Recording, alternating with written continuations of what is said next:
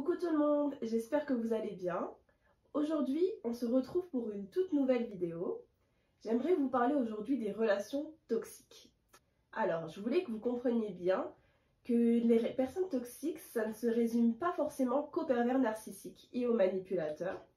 On oublie bien souvent ces soi-disant amis que nous côtoyons le plus souvent, quotidiennement, mais qui malheureusement ne nous veulent pas toujours du bien.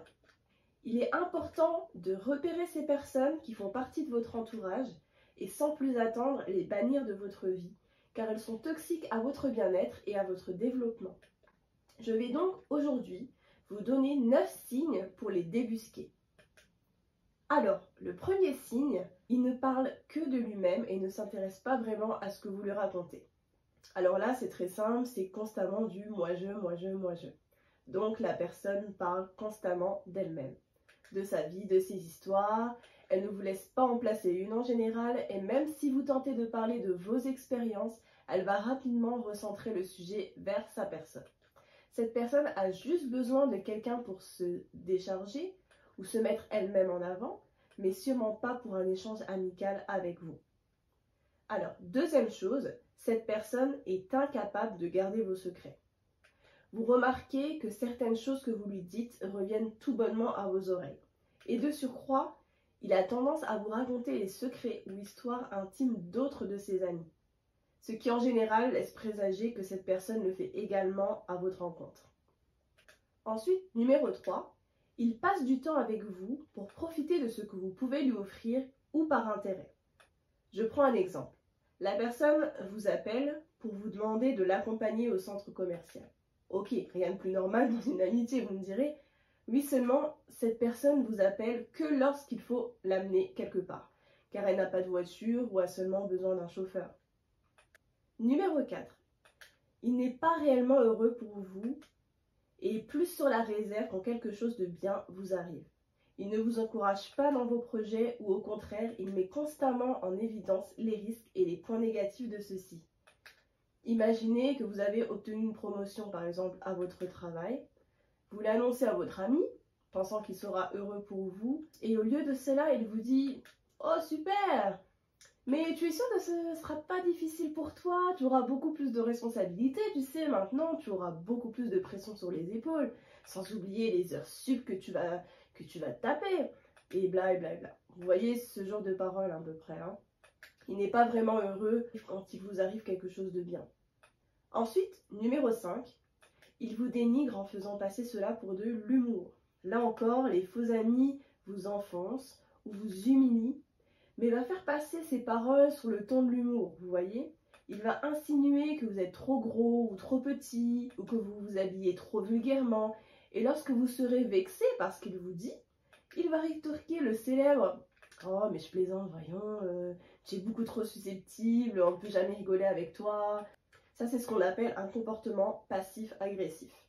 Ensuite, le numéro 6, il ne vous donne plus de nouvelles lorsqu'il est en couple. Il vous sollicitait constamment autrefois, mais dès qu'il est en relation avec quelqu'un, plus de son, plus d'image. Il ne prend plus de vos nouvelles et n'a jamais le temps de vous voir. Il y a de grandes chances que cette personne vous côtoie seulement pour combler les vides dans son emploi du temps et non pour votre relation ou lien d'amitié. Elle revient vers vous seulement quand elle est célibataire. Ensuite, indice numéro 7, il veut connaître tous les petits détails de votre vie intime.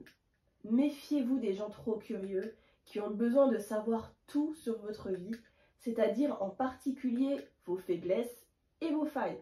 C'est un moyen pour eux de garder le contrôle sur vous, car ils auront toujours quelque chose dont ils pourront se servir contre vous le jour où ils auront besoin que vous fassiez quelque chose pour eux.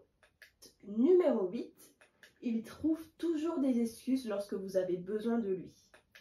Certaines personnes sont les premières à vous demander des services, mais en retour, dès que vous avez besoin d'eux, il n'y a plus personne.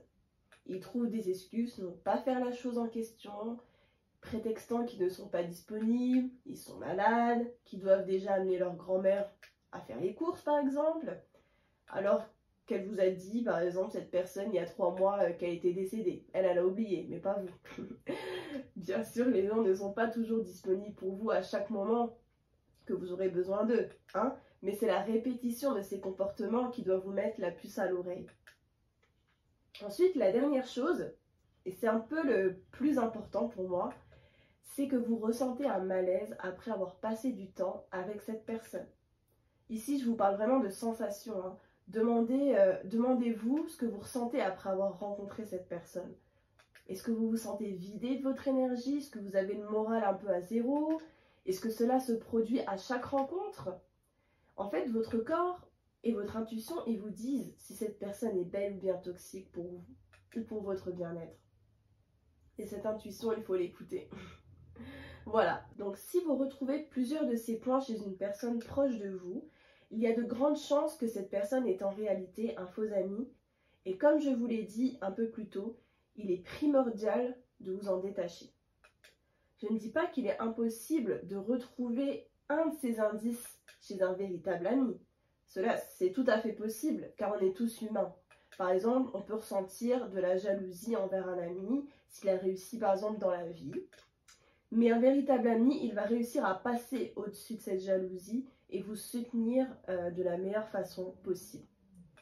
Donc si c'est le cas, n'hésitez pas à en parler directement avec lui. Si votre amitié est sincère, il prendra conscience de ça et essaiera de s'améliorer. Voilà, j'espère que vous avez aimé cette vidéo. N'hésitez pas à liker, commenter et bien sûr vous abonner à la chaîne pour continuer à suivre mes prochaines sorties. Et dites-moi en commentaire si vous avez déjà débusqué un faux ami et comment vous avez réagi. Voilà, merci beaucoup d'avoir regardé. À la prochaine.